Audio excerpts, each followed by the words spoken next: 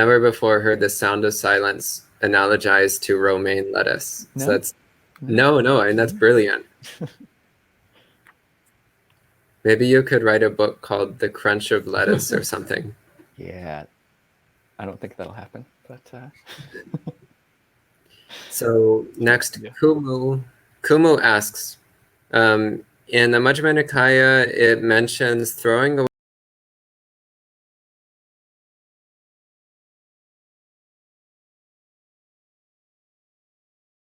food, but actually everything that you do, you should be considering, is this going to damage the environment or contribute to the suffering of animals or insects in some way? So also, for example, spraying pesticides on your lawn is going to kill a lot of insects, which there's actually no point in killing them. They're just living out their lives in their own way. So even things like that, I would say we should be considerate of other forms of life. Yeah. Ajahn, you look thoughtful. Do you have thoughts on this? Yeah, I'm curious. I mean, there is the sutta where the Buddha praises, if a monk with the leftover food that's in their alms bowl, they, you know, wash it out with some water and then take that leftover rinse water with that bits of food in, and then pour it into like I think the word is a pond. I haven't looked at the Pali recently, but pouring into that's meritorious. Like if you think, may the beings in this pond eat this food and be well, that is even dana, that is even generosity. And all the more so if you give food to a human or something like that. What's Yeah, your thank you. thoughts on the distinction?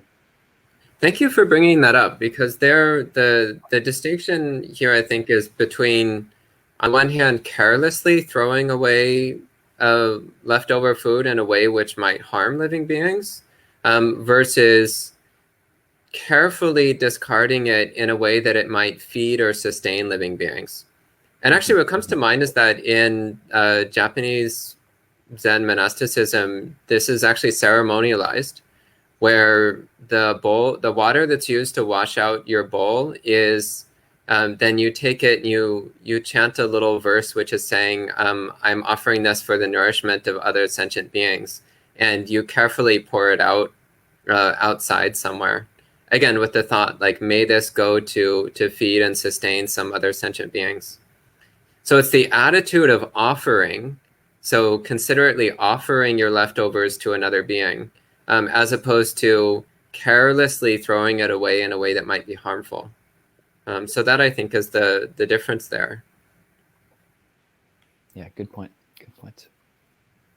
Then next, Gurgol asks, would you please share some thoughts on attending retreats online as contrasted with in person, in view of making the most of the opportunity? So I don't think I've ever attended a retreat online. Ajahn Kovilo, have you? Do you have thoughts on this? I have.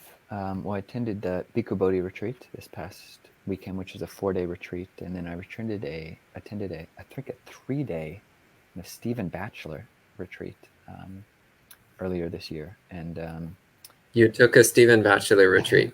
one of my classmates suggested that I take it, and it was interesting. It was interesting. Say that. Okay. But yeah, I mean, in person, I guess it really depends on how extrinsically versus intrinsically motivated you are. If you're someone who is an upholder, so basically you hold on to rules well. You set a timetable for yourself and then you keep to it. If you're someone that can do that, then it doesn't really matter so much whether you are doing a retreat in person or online. Whereas if you are someone who is extrinsically motivated, who gets motivation from seeing other people meditate, and there's a group kind of almost peer pressure, positive peer pressure to sitting, then it's really a world of difference. And yeah, you can get a whole environment from just being in a room where which has been devoted to people meditating there for years, possibly decades, at some meditation centers. Like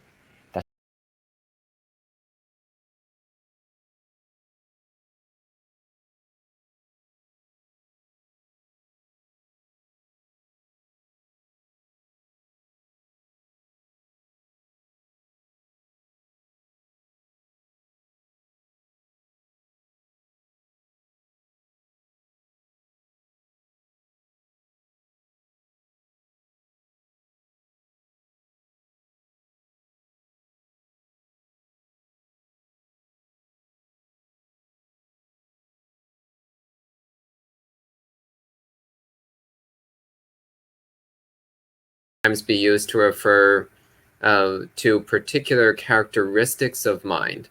Whereas I don't believe mano is ever used in that way. I think mano is always used just more generally to mean the mind, that which knows. And vijnana, which is consciousness, vijnana is normally used to refer to the 6 sensory domains. So awareness of the visual world, eye consciousness, awareness of the auditory world, ear consciousness, and so on. So eye, ear, nose, tongue, body, and mind. There are a handful of places in the suttas where vijnana is used appears to be being used in a more broad sense, though this has been a point of debate for about 2,500 years as to whether there is such a thing as a primordial vijnana, which is not connected to any of the 6 senses. So that's a whole other debate, which might take quite some time to get into. So I think for now, we'll just go with the standard answer of the six sensory consciousnesses. Anyway, those are my thoughts off the top of my head. Ajahn Kovilo, do you have anything you want to say on the subject? I don't think so. I think that was a good summary. Okay. Next, Rick Thorne says, I am in a time of transition. I have maintained a Zen practice since 1978. Congratulations, that's a long time. My Buddhist practice has grown tremendously since I dedicated myself to Theravada Buddhism from 2013 to the present. For 26 years, I've been on the front lines of a 12-step program, sharing the Buddhist path with those in recovery. However, the opportunity to show up in love and service has changed. My health has gotten much worse, and there's a lot of resistance to this path where I now live. Is it skillful to be content with living a primarily solo practice supported by online opportunities? Or should I push myself to find others to serve in person? Ajahn Kovilo, what do you think? I mean, you know your situation better than we do, but you can do a lot online. I mean, it's amazing. I mean, just, living here with Bhikkhu Bodhi, I mean, he doesn't, really leave the monastery that much, certainly hasn't during COVID time, and can just, do amazing service, amazing teaching, online. If you're not, doesn't really sound so much maybe like you're in a teaching role, but if, in a 12-step program, yeah, if you are a mentor or a sponsor, yeah, you can do so much. I mean, that's, I think, just, to some extent, even since AA started, like, well, not since when it started, but, telephone service has been a huge aspect. Kind of this remote distance service has been a huge part of those 12-step programs for decades, many decades. So, yeah, and I don't think it's less valid for that reason. And yeah, if your life is going well and you're not really finding much support, really Kalyana Mitta around you, then yeah, it's probably better to to some extent, there is a place for avoiding people who are detrimental, who are not supportive to your spiritual practices. So yeah, really, I'd say pay attention to that, and don't try to throw yourself into an environment which is not necessarily helpful, or actually unhelpful. So. Yeah, and in the Khaggavasana Suttas, the Buddha is quite clear that it's better to have no friends than to have harmful friends. So yeah, sometimes our only really reasonable option is to focus on solo practice. But you might also look and see if it is possible for you to move somewhere where there is a supportive community, where there are people that you can practice together with. Pretty much every major city in the entire world has Buddhist temples, except in some religiously intolerant countries. But in most of the relatively tolerant countries in the world, there's Buddhist temples to be found. I think every major city in the US has at least one, and usually many, Buddhist temples. So you can at least be connected with people who appreciate Buddhism. And that can be really nourishing. So it's really, really worth taking the time to go and see monks and spend time with other Buddhists. Even if they're from a different culture or a different country, even if they don't speak your language very well, there's still something incredibly nourishing about just knowing that you both appreciate the Dhamma and you both respect the Sangha. So Kumu, referring to the three kinds of dukkha, Kumu says, from another Dhamma talk, pleasant feeling and attachment to it by raga equals viparinama dukkha. Unpleasant feeling plus aversion to it equals dukkha dukkha. Neutral feeling plus moha equals sankhara dukkha. Ajahn Kovilo, thoughts? I didn't hear that. Yeah, what I heard from that talk was that,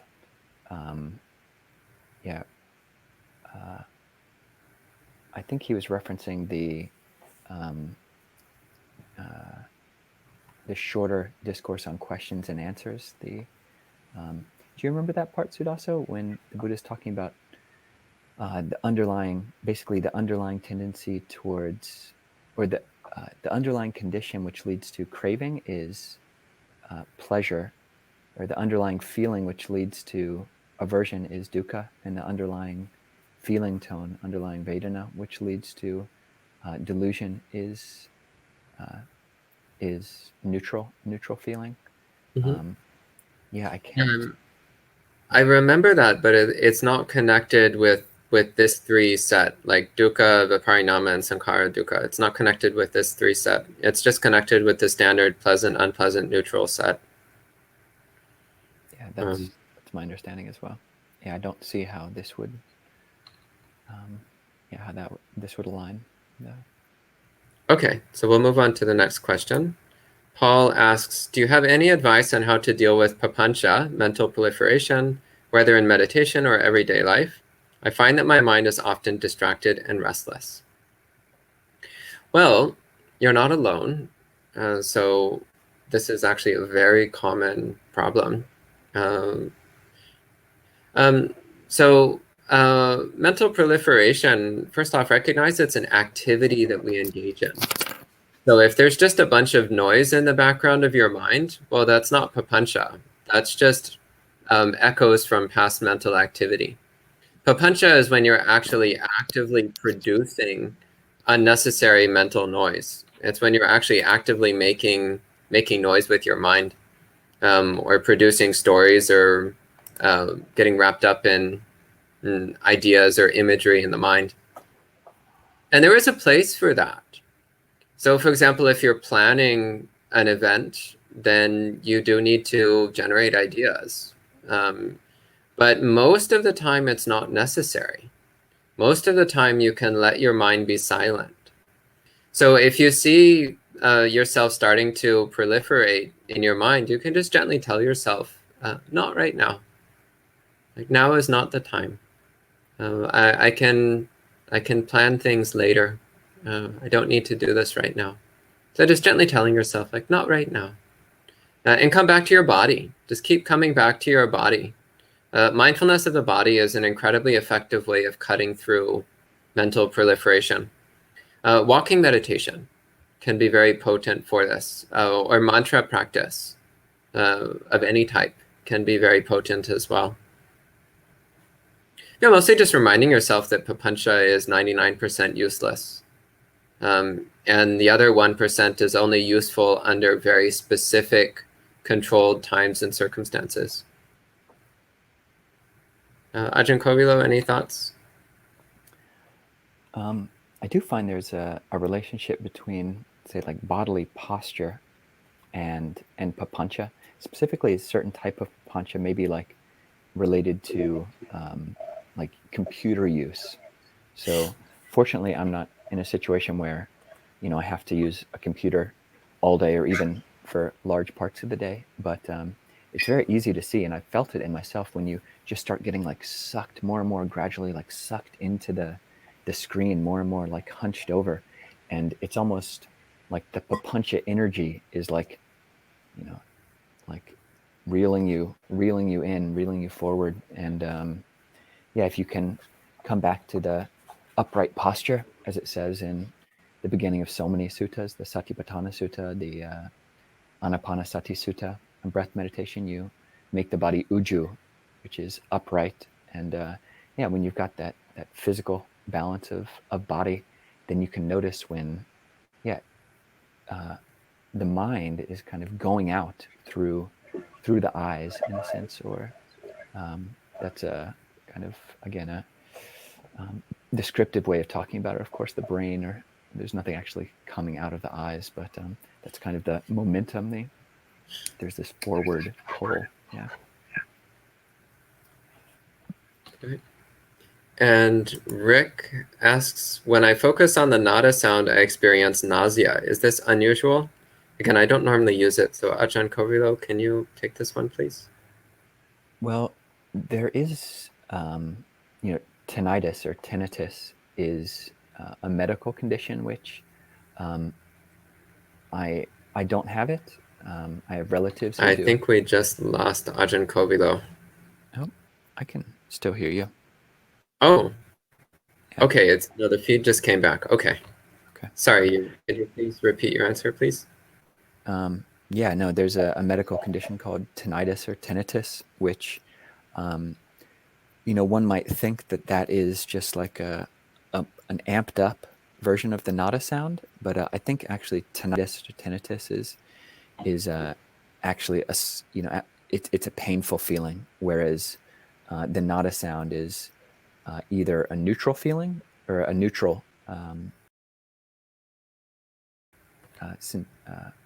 contact, or a pleasant contact if you're able to pay attention to it in a way which is nourishing. But yeah, it's also for most people, the nada sound is something that you really have to tune your attention to pay attention to it, to hear it, unless you're someplace very quiet. You really have to tune into it. Whereas, say, tinnitus is something which is overbearing, and so if the nada sound is causing you nausea, then I'd say don't pay attention to it. There are all sorts of other meditation topics you can pay attention to, and yeah, tinnitus is a unpleasant, it's unpleasant experience, and I think there are some treatments for it, but yeah, if you have a choice, if it's not being forced upon you through tinnitus, then I'd say just don't incline your mind in the direction of the ear door to pay attention to that. Okay, thank you. And just apologize to our viewers. Our internet connection is a little unstable, but we're doing the best we can. Okay, so I'm being reported that the audio feed is still okay, but please let me know if there's any problems. So Roy asks, do monks who choose to never lie down, for example, Ajahn Medo or Ajahn Amro, do this for an extended period? Does it take a toll on the body? Can you lie down and stay awake to achieve the same goal?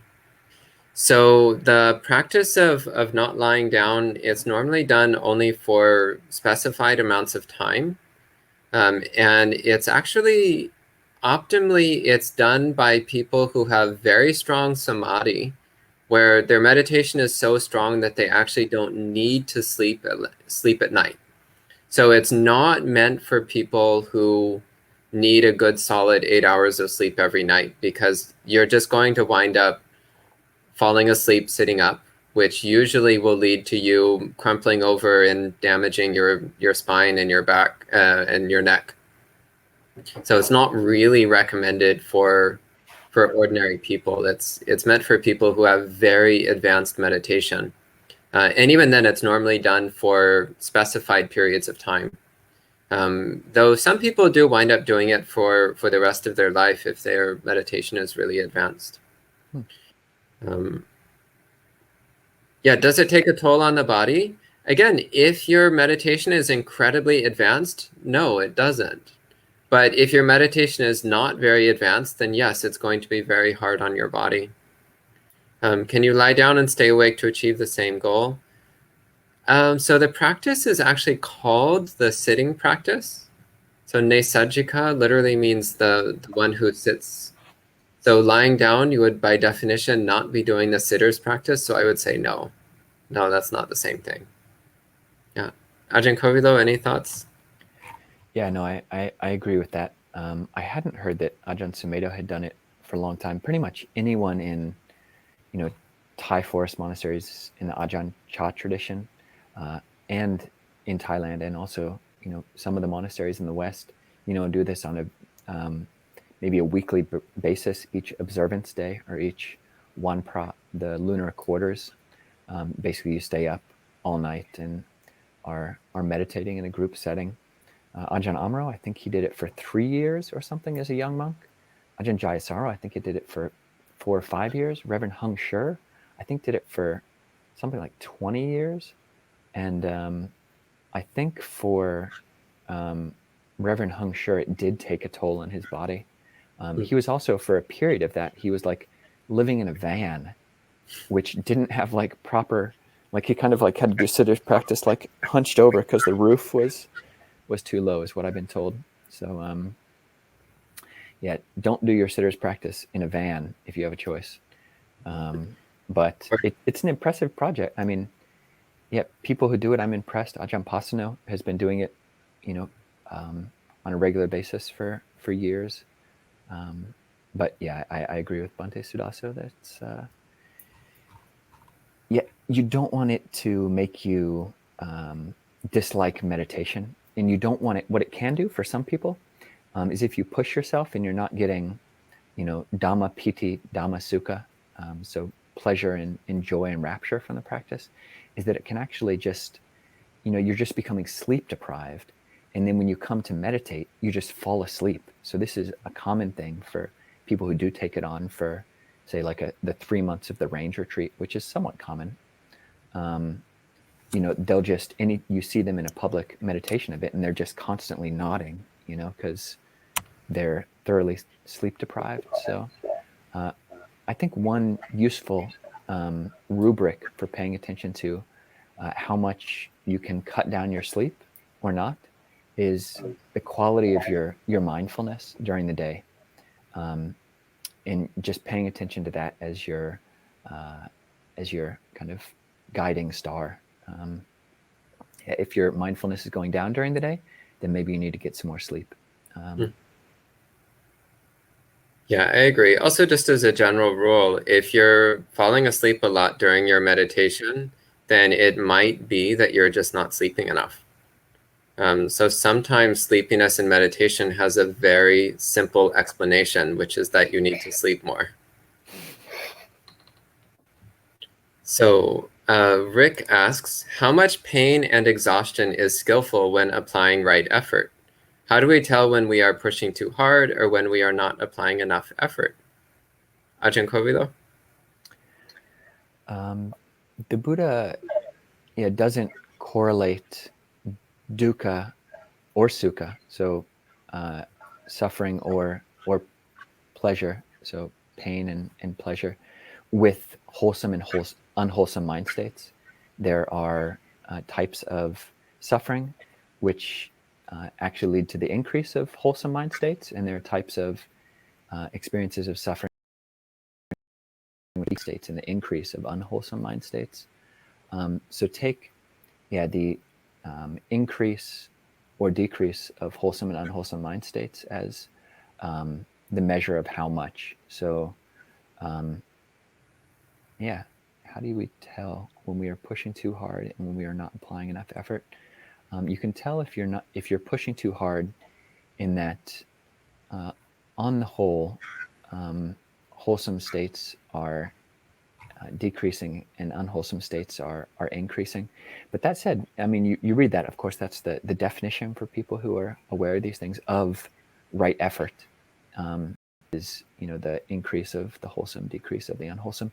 But, really, when you're talking about a broad concept like, working too hard or, there are many different mind states that you're experiencing, and some of them may be wholesome and some of them may be unwholesome. So say for instance this thing about staying up at night, pushing your sleep limits. Yeah, you might. So I push my sleep limits. So as I'm staying up past 3 a.m., say even midnight, 1 a.m., 2 a.m., my energy faculty or my faith faculty might be increasing. Yeah, like I'm awake and I'm doing something which Ajahns in Thailand have been, and all over the world, starting, in Buddhaghosa, even the Buddha would, occasionally praise this practice. So I've got faith, and your faith is increasing to some extent. But your mindfulness might be taking a hit. Your concentration might be decreasing. Your wisdom and discernment faculty might be decreasing.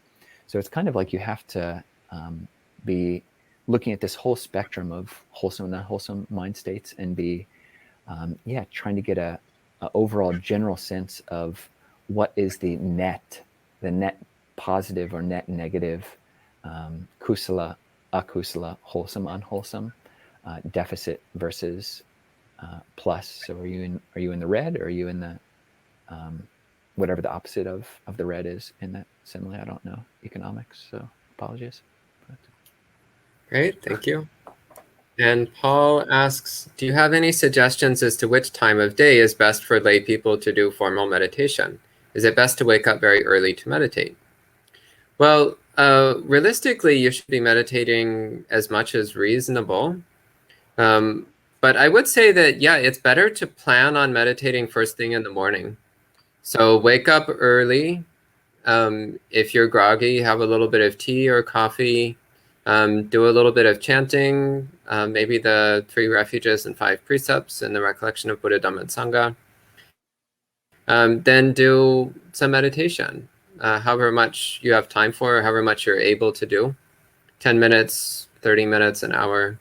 Then also later in the day, you can do some more meditation as well. So in the afternoon or the evening, you can do more. But I don't recommend only planning on doing meditation in the evening for a few reasons. One is that you'll often find that you wind up putting off your evening meditation and then not doing it. Like you're like, oh, well, 6 o'clock is my meditation, but I really wanted to visit my friend or watch this show, and okay, I'll do it at 7. And 7 o'clock, you're like, well, but I just had dinner, and well, 8 o'clock, and then 8 o'clock, and then you go to bed, and you never wind up actually meditating. So better to do it first thing in the morning, because then you know that you'll get it done. But also because it sets the tone for your whole day. If you start your day with reframe and doing some meditation practice, then you're starting your day with a clear commitment to Buddhism and a clear commitment to a wholesome mind, a pure mind. And that will set the tone for your whole day. And you'll find that throughout the whole day, you're a little bit wiser and a little bit kinder and a little bit more mindful. So yeah, early morning is the best time. And then also do other times throughout the day. So during the very brief time that I was a lay Buddhist before I went to the monastery, I would meditate during my lunch break. I actually usually didn't eat lunch, now that I recall. I would just meditate instead. So I would get up in the morning and do some meditation, have breakfast, go to work. Then during my lunch break, I would meditate for 45 minutes or so, and I would go back to work. And then after work, I would sometimes meditate again in the evening. But as I said, often one thing would lead to another, and I wouldn't get around to any evening meditation. But that was okay, because I had already done the morning meditation and the midday meditation. So yeah, first thing in the morning is best, because then you know that you won't be missing your meditation. Okay, and Dave says, I used to be an addict, and I found the Magandiya Sutta helped me understand things. In order to understand and let go of attachment, do you feel one should refrain from sensual pleasure altogether? Ajahn Kovilo, what do you think? Yeah, so for people who don't know, the Magandiya Sutta is a discourse in the Majjhima Nikaya, maybe Majjhima number 70 5. But it has some very striking similes, probably some of the most memorable similes for the compulsiveness or the addictive tendency which basically sensual pleasures can induce. And the similes are given relating to lepers. So these are people with a very debilitating I mean, it manifests in the skin, but I think it's all throughout the body of, basically, fingers can fall off, and it's, your whole body is just itching. It's, and the similes are like, someone who is a leper, who has leprosy, they might, take a hot iron or a firebrand and like rub it on their skin to kind of cauterize the surface of their skin so that they wouldn't feel all the pain and the itchingness. And the Buddha says, okay, there's that. But then say his friends and his relatives take him somewhere to a doctor and he gets his leprosy treated. Would he still take a hot iron and press it on his skin? And they say no. Why would he would do that? And it's the same way with unenlightened beings. Like we relate to sensual pleasures. So the sensual pleasures are like the hot iron, and according to the Buddha in this simile, in that we keep kind of indulging in them because it gives a modicum of pleasure, whereas in actuality it's a harmful process. So that's a very easily kind of jump that you can see this metaphor to addiction, to drug use. Anybody who's been addicted to any substance, really. It's not just alcohol or narcotics, or it can be food or anything. You just think that more and more, the more I get it, the more I get this next hit, the more I take this next bite of sandwich, the more I take this next drink, the more satisfied I'm going to be. But then it's really the case that you just are burning more and more. You're increasing the internal combustion that's going on. So I agree with that. It helped me as well see things clearly. In order to understand and let go of attachment, do you feel one should refrain from sensual pleasure altogether? No, because food is a one type of sensual pleasure, and you can't totally forego food. And the Buddha was strategic. He wasn't. He wanted us to take a path which is, applicable and practicable for a long period of time. It's enduring, and it can live with us. We can live with this practice for a long period of time, for the rest of our lives, or for the rest of many lives, until we attain enlightenment. But be practical, and do what you can. If there are realms of sensuality which you can clearly see are addictive and leading to your own suffering, really, then stay away from those. So with certainly with alcohol and narcotics, and people who have a tendency, you kind of know what your triggers are, and respect that. Really, really respect that. But you can see it boomerang. If you like, oh, I'm just not going to enjoy anything. I'm just going to eat, dry bread and old water or something like that. You're just torturing yourself, and if you're not ready for that, if you're not experiencing pleasure in the old bread and water, whatever. So do what you can, know what your triggers are, and try to keep all of that in the forefront of your mind. Okay. Next, Piyal and Indira ask, is there any particular reason why the 10 perceptions in the Girimananda Sutta are arranged in that way? For example, why is breath meditation put at the end of the list? I believe this perception on breath can lead to all other perceptions at some point. Any suggestions? Well, actually, I have to say that I don't really feel like the 10 meditations in the Girimananda Sutta are arranged in any immediately visible logical fashion. I'm actually just looking at them again now, and I still don't see any clear pattern to them. So it starts off with the perception of impermanence, the perception of non-self, the perception of unattractiveness, the perception of danger, the perception of abandoning, the perception of dispassion, the perception of cessation, the perception of non-delight in the entire world, the perception of impermanence in all conditioned phenomena. That one is also sometimes translated the perception of the undesirability of all conditional phenomena. And then the final one is mindfulness of breathing. So yeah, I don't really see any clear pattern here. So there's a handful which are insight perceptions in particular, like impermanence and not self. There's some which are about getting the mind to let go of, getting the mind to see the drawbacks in conditional phenomena. And then there's finally mindfulness of breathing, which you're correct. Actually, mindfulness of breathing itself tends to also, if it's done according to the 16-step meditation, it also includes impermanence, dispassion, cessation. Doesn't necessarily include some of the other perceptions mentioned. But yeah, I actually don't really see any clear reason why it might be arranged in that order. Ajahn Kovilo, do you have any thoughts on this?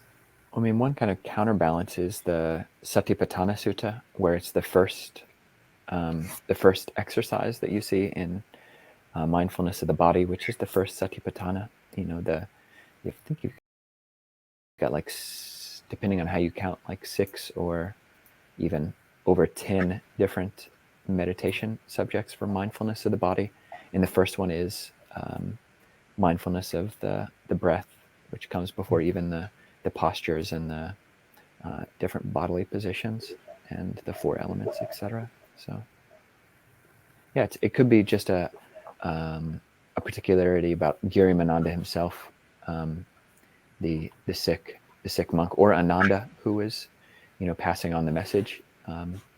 Yeah, there's just so much, that the Buddha would have been so attentive and attuned to his listeners' needs and then we just can't know that. It's impossible for us to know all the details of what the Buddha knew at the time. So yeah, maybe it was, all these things are leading up and, culminating with breath meditation, and that's just what Girimananda needed for his sickness to abate. Okay. Next question, Roy says, when I meditate, my mind goes from manic to lethargic and back. Sounds like many people who meditate. I've been trying to follow Bhante Siddhaso's guidance to more actively pull out of lethargy.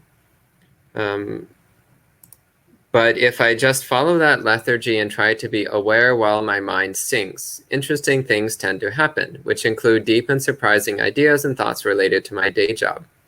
Presumably you would not encourage this, but any guidance on this topic?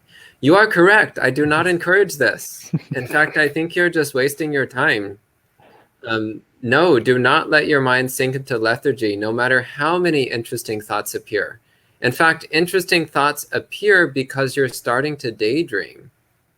So I'm actually fully aware of this. So until fairly recently, it used to be my main hindrance in meditation was drowsiness. And yeah, when the mind is starting to fall asleep during meditation, it will produce the most wild and fascinating and interesting mental objects, some of which actually even seem to be applicable to real life, and some of which is just like fun, wild, crazy fantasies, and some of which is just utter meaningless nonsense. But you're not meditating, you're just wasting your time. So no, I do not encourage this, no matter how interesting or applicable those thoughts seem to be. Ajahn Kovilo, I see you nodding. Any thoughts on this? Yeah. I mean, try walking meditation. Give more weight in your mind to walking meditation. If you want to, be doing, however long a day, half an hour or an hour, do walking meditation. If you're meeting with lethargy every time you sit down, especially perhaps in the morning, it's good to be training your body to be able to sit. It's, formal sitting meditation is a useful thing to be cultivating, in theory. But if in practice you do it and your mind just slumps and sloughs and just gets totally underwhelming, then yeah, change your bodily posture and do something to wake yourself up. Wake them up. I would also say that if you have to pick between agitation and lethargy, pick agitation. And the reason I say that is because when the mind is agitated, at least it's aware. Whereas when the mind is caught in lethargy, the awareness is very weak and can quickly disappear. So just being aware of the agitation of the mind is slowly cultivating wisdom. Whereas letting the mind sink into lethargy is not cultivating anything. It's just wasting time. Yeah. Would you agree with this, Bhante, that being aware of lethargy is being spontaneously and brightly and acutely fully aware with clear comprehension of lethargy is that's a difficult practice. Lethargy is the exact opposite. It's pulling you in the exact opposite direction of clarity. For people who are, have been meditating a long time or do have prowess in that regard, yeah, it is possible. You can be aware of it, but it's almost like the antithesis in a way for many meditators in certain stages of practice. Yeah, and I should just give a shout out for lethargy in that it does have a quality of tranquility. But again, the danger is that the mind so easily loses its clarity, and you just wind up falling asleep and wasting time. So the challenge, if lethargy is your problem, the challenge is to keep the mind awake, and do whatever you can to stay awake. And then that peacefulness of lethargy will become a boon. And if your problem is agitation, then your challenge is to settle the mind and soothe the mind. And then the alertness of the agitation will become a boon. So it's a matter of trying to protect the positive aspect of whatever mind state you're in while counteracting the negative aspect of that mind state. So next, Vic asks, how do you define sati panya in your practice? So sati is mindfulness and panya is wisdom. Sati as mindfulness is awareness, awareness of what's currently going on. For example, awareness of your body, awareness of your feelings, awareness of your mind states, awareness of mental objects. Whereas panya is recognizing the true nature of phenomena, which is usually spoken of in terms of recognizing their impermanence, or recognizing their unsatisfactoriness, or recognizing that they're impersonal. They're not you. They don't belong to you. So you need mindfulness in order to have wisdom. There is debate as to whether or not mindfulness automatically includes wisdom. I would actually lean towards saying that mindfulness does not automatically include wisdom, but that mindfulness is a necessary requisite for developing wisdom. And also that in the Satipatthana Sutta, the Buddha does say that if one is practicing right mindfulness, then one is also cultivating the awareness of arising and ceasing, which means the perception of impermanence. Ajahn Kobilo, what are your thoughts? Satipanya. I think this word, I don't think it actually occurs in the canon, or if it does, it's certainly not very common, but it is like it's a Thai compound word, satipanya, and which could be even like translated as like intelligence, like one's satipanya, one's intelligence. But another understanding of it is um, as like a term which does come up very frequently in the canon is the compound sati sampajanya, Hmm. which means mindfulness and clear comprehension.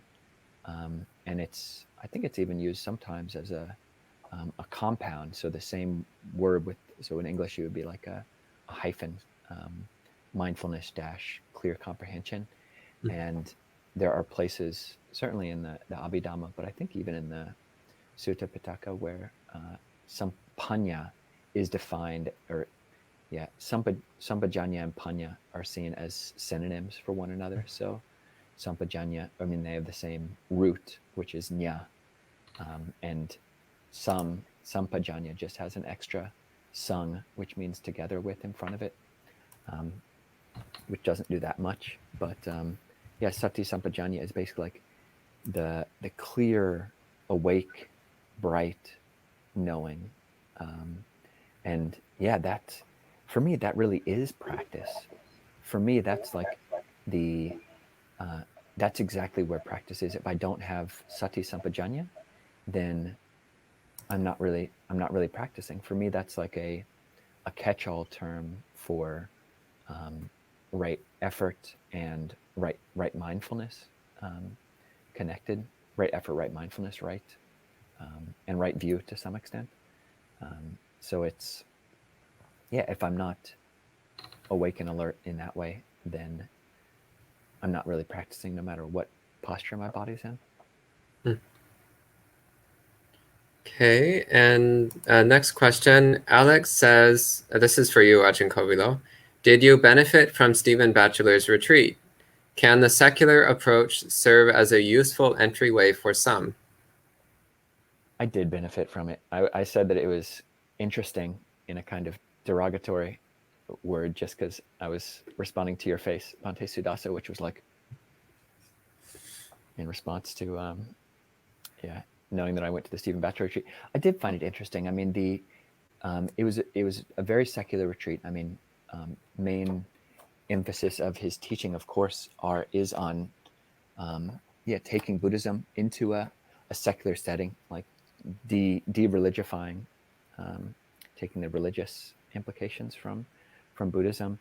But that said, like the people who were on the retreat who I interacted with were yeah, very respectful, very yeah, sincere people, very very sincere people, and that was good to see because it's kind of easy as a um, say yeah, for myself, say as a young monk, I've got like a lot of zeal, and I come to the monastery and I'm like really into being a monk, and I'm still into being a monk, um, but this kind of like almost like dismissiveness of um, certain aspects, certain trends and strands of secular Buddhism, like Stephen Batchelor has a famous book called um, yeah, Buddhism Without Beliefs, and like the common kind of joke that you hear about that book is, oh, is it Buddhism without beliefs, or is it beliefs without Buddhism?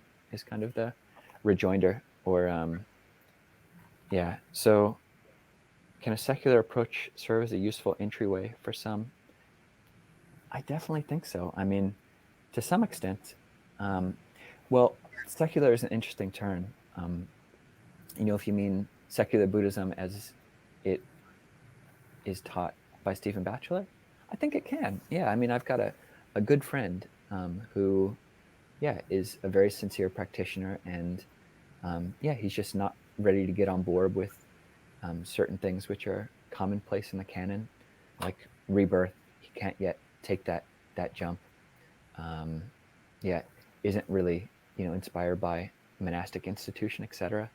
Um, but but yeah, people change. I mean, I was, I think most of the people that come to Abhayagiri Monastery, weren't raised Buddhists, so were raised in somewhat secular settings in that sense. And the Goenka retreat, That was my Damador, and they're very secular in a sense. And if they hadn't been, if I had been introduced, if I had had Buddhism, capital B, like shoved down my throat, like at the first day of the Goenka retreat, I don't think I would have stayed. You know, if I had been told I have to believe in rebirth from day one, even from year one, you know, I don't know if I would have been interested. So I think it can. I might have a different answer than Mate Sudasa, but that's my take. I think it could. I think it can, and it is a door for people. Okay, thank you, Ajahn. And Ayabamavara asks, have you been able to do some Tudong practice, walkabout out in nature and doing alms round in all different places in the US? Ajahn Kovilo, I think you've had more experience than I have in this. Yeah, have you? If you had done any or much, or but I haven't done any wandering practice. I have done alms round in various places. Alms round I found is always successful. Every time I've gone alms round, with only one exception, but pretty much every time I've gone alms round, I always got more than enough food. Yeah, but I haven't done any wandering practice. Ajahn Kovilo, you've done wandering, yeah? Yeah, but for short periods of time, maybe like 10 days, 2 weeks, and mostly in California. So walking north on kind of paralleling Highway 101. And yeah, 10 days, 2 weeks, it's a good amount of time. And yeah, going alms round every day in small little towns. Yeah, being cold, walking a lot during the day, living with only the stuff that's on your back. Yeah, I think any person who's into camping can see the benefits of that.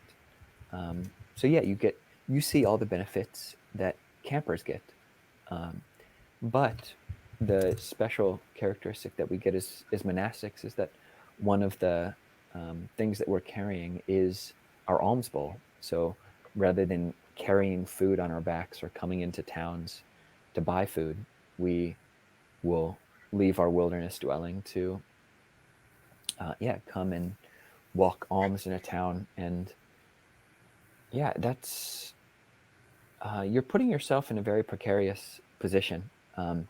You are walking 10, 15, 20 plus miles a day, using a lot of calories, and then certain times of the year in California, most of the year, cold, in Northern California, very cold evenings, and expending a lot of calories that way. And then, you come to some town that you don't know, and nobody knows you're coming. And Americans don't know what a monk is, so they see you with this thing that looks like a drum, and they have no idea where they place you in their mental models of the world. But so it's, and that precarious situation really lends itself to growing of faith, growing of endurance. You're able to do things which are hard to do. So yeah, it's a worthwhile experience, which I've done, and I intend to do more. I've done it with Tan Nisabo, who was going to be on this call, but it didn't happen with technical difficulties. But inspiring. And the people who gave alms are just random Americans of any religious creed that just see somebody and see that we don't have means to support ourselves and want to support us. So it's a beautiful thing, and you meet beautiful people in that way. Great, thank you. And Danilo says, I haven't meditated much lately. How should one restart that practice? Just do it. Make a resolution and do it. Right now, like as soon as this monk chat is over, go and do some meditation. Just cancel whatever else you were planning to do after this and do some meditation instead. And then make a resolution that tomorrow morning you're going to get up at such and such time and do some meditation. And yeah, make a clear determination and stick to it. So ultimately it comes down to personal resolution, and taking your personal resolution seriously. And Danilo, as a follow-up, would you recommend any particular meditation?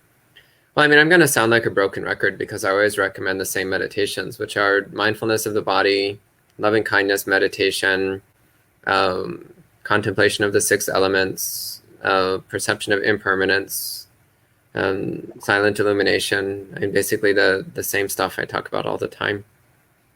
Bhante, can I ask you a question about that? Yeah. So there's a popular kind of habit forming technique in modern America called the 2-minute rule, which is suggesting that for a new habit or a habit that you've kind of gotten out of practice with, keep it at 2 minutes, or keep it at just do it for 2 minutes. Don't push yourself, because you might, 2 minutes is a doable number for many people, for many things that they, are not yet in the habit of doing. And if you try to do more than that, there's this mental block that you just don't want to do it if it's, even like 5 minutes. Do you think for someone who's starting out a practice, is the 2-minute rule for meditation too small? Would you say that's, or would you, what's your take on that? Well, my first thought actually is that in Tibetan Buddhism, when they do meditation training, they actually start with 3-minute meditation periods. So when, especially if teaching a new meditation technique or teaching to people who are new to meditation altogether, then they'll do 3-minute meditation periods. And the idea is that it's better to be focused for 3 minutes than to be spacey for 30 minutes. So the idea is you start with 3 minutes and then gradually increase from there. So that was my first thought. My second thought was that 2 minutes feels incredibly short. At least 10 minutes would be good.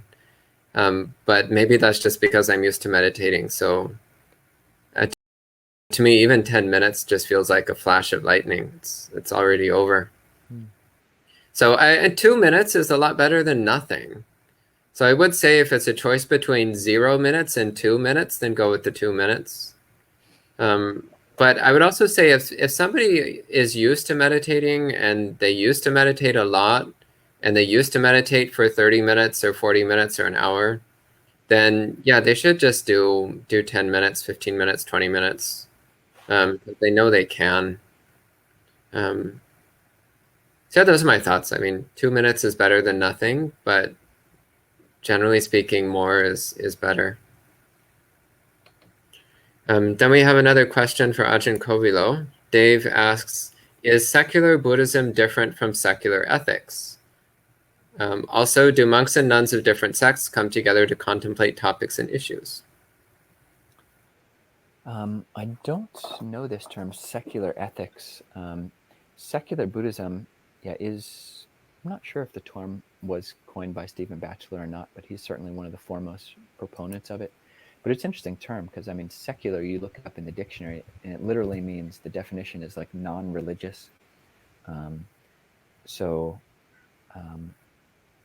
Let's see, I mean, expanding on what that means, as I understand it, secular Buddhism is basically taking those things which are unambiguously not woo-woo, basically. So you can take the meditation, you can take ethics, you can take principles of generosity, but you're not going to sign up to believe in rebirth and believe in deva realms and hell realms and things like this. Whereas secular ethics, non-religious, I mean, the meaning of that, as I would understand it, is non-religious ethics. I think it's possible that secular ethics is a subset of secular Buddhism. But in a sense, you could say that, Buddhist ethics are secular ethics. I mean, there's nothing, the Buddha's moral principles, in a sense. I mean, they are specific in that he laid them out, but there's no like magic in not killing or stealing or not committing sexual misconduct, or lying or taking intoxicants. So I think I'll have to look up this word secular ethics to give a better answer. And do monks and nuns of different sects come together and contemplate topics and issues? Bhante Sudasa, you might be the great monk to respond to this. Yeah, it does happen. There's actually an event which happens once a year in North America for exactly that purpose. It's called the Western Buddhist Monastic Gathering. Advance warning, it's only open to Buddhist monastics. So if you're not a Buddhist monastic, then you're instantly disqualified from attending. But that's exactly what it is. It's meant for Buddhist monastics of all different traditions to come together and discuss various topics related to Buddhism or related to monastic life in the West. Last year it was a Zoom meeting. In previous years, it's always been in person, and I've gone a few times. It's actually a really lovely occasion. Also here at Empty Cloud Monastery, we again, prior to the pandemic, we would regularly invite monastics of all different traditions to come. And I personally find it incredibly valuable to have conversations about Buddhism with people from a wide variety of traditions and sects and lineages, because fundamentally we're all talking about the same principles, but often from different angles and perspectives, which can be very illuminating.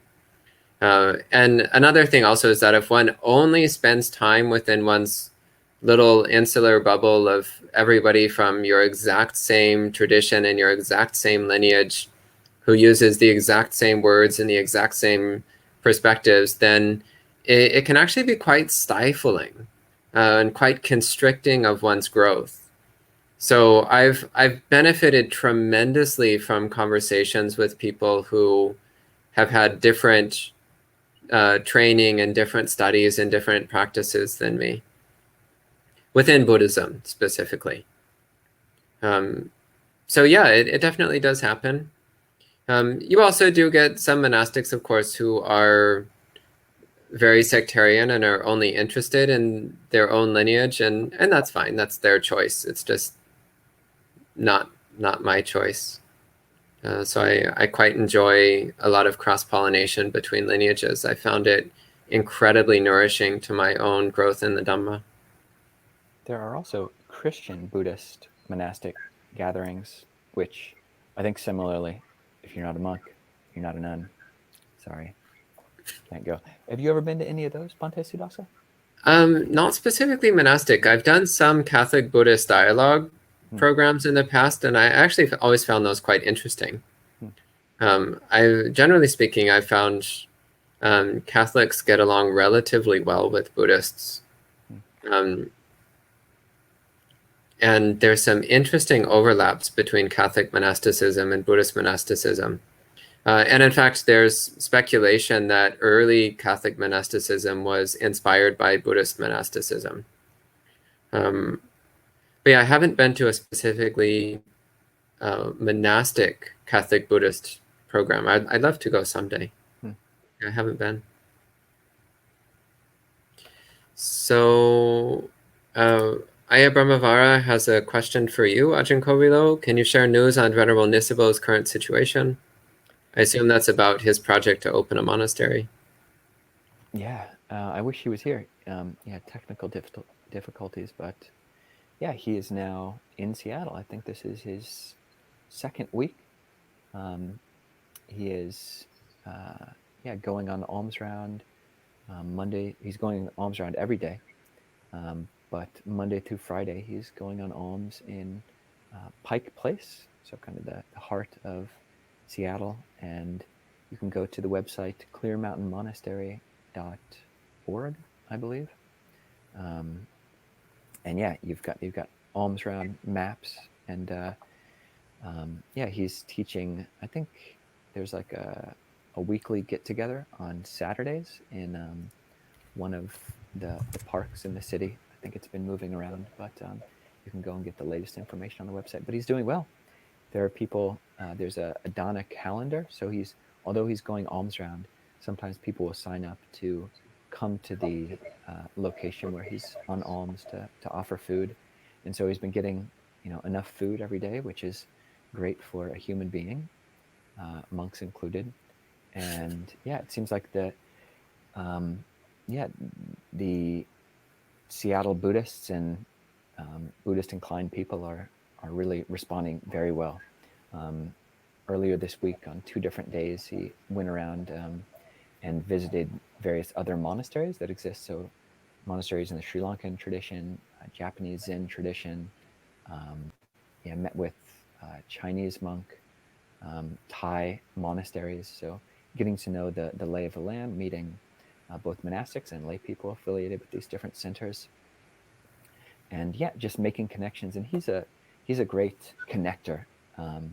That's one of his very strong points. He's one of the most skilled connectors that I've ever met, and he's just such a nice person. He's very easy to get along with, and yeah, he's right now living in a hut in Port Orchard, I believe is the name of the area, and takes the ferry into Seattle every day, and then goes back. And yeah, he's living a nice secluded life in an area which is close enough to the ocean that he can go and visit there, and he can get enough walking and exercise. He